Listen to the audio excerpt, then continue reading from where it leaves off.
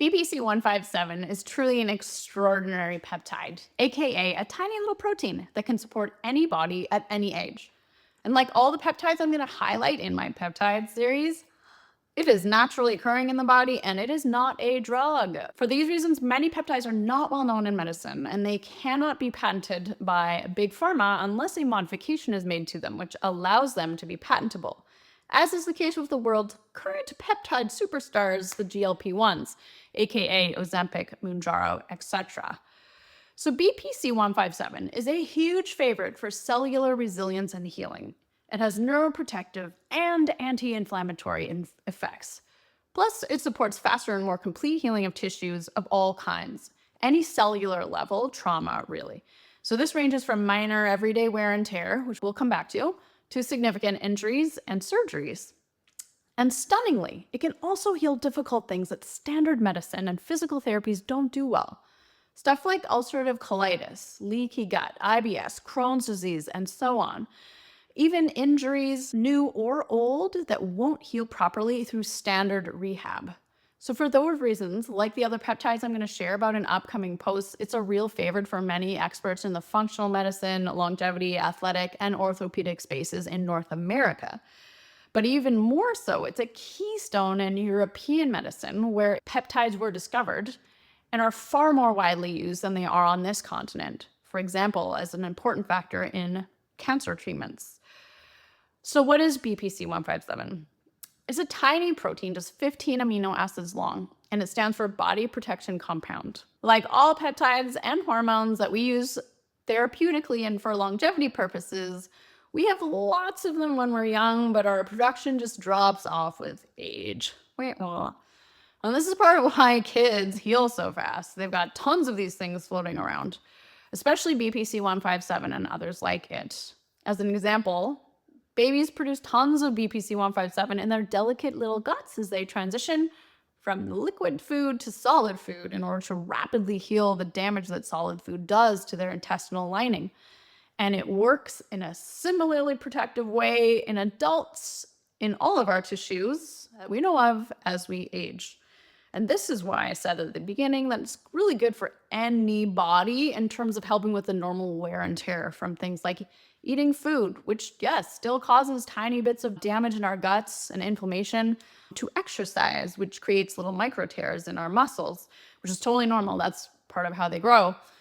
So because we all suffer micro traumas to our tissues all the time, BPC-157 can help us to heal these, especially if we get older and we don't heal nearly as well or as quickly. And by older, I'm talking about over 35 or 40. I'm not talking about 60 or 70. You know, the time in life when it feels like we're just a little less invincible. And on a practical note, peptides like BPC-157 aren't something you need to take all the time. You can do a course of them for 1 month even and experience tremendous benefits if you're, for example, trying to heal an injury.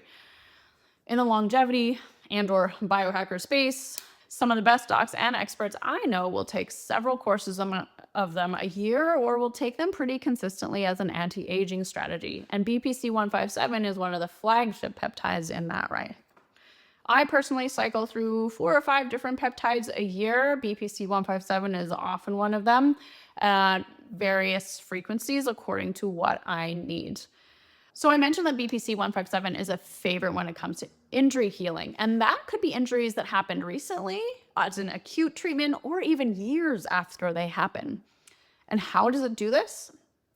Part of the beauty of how BPC-157 works is that not only does it enhance the rate of healing of most tissues in acute injuries by about 50% experimentally, it also helps the tissue heal more completely and with less scarring, because the fibers of the injured tissue heal in a more organized fashion, with the fibers more aligned rather than messy alignment, which is really what a scar tissue is. It's messy or disorganized collagen fibers.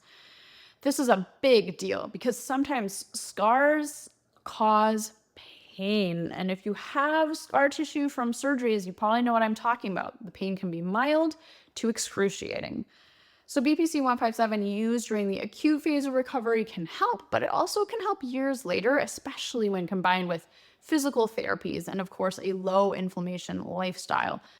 And to maximize these effects on tissue healing, it's often combined with its compadre, TB500, which is a fragment of a larger thymic peptide from the thymus gland immune system called thymosin beta 4, also a superstar. These two peptides, BPC-157 and thymosin beta 4, they synergize. In fact, they are so effective for tissue healing, they are banned in professional sports. So if you're a pro athlete, just be careful. They are truly performance enhancing molecules because they heal those muscle micro tears so quickly. So athletes can build muscle, increase strength, and recover far more quickly. It is wild stuff. And to clarify, again, these are not drugs. They are naturally occurring in the body, and there are no harmful side effects for these guys. You could take 1,000 times the dose of BPC-157, for example, which people have done by accident, and nothing bad would happen. You just feel a little weird. This is not the case for all peptides. You got to be careful with some of them.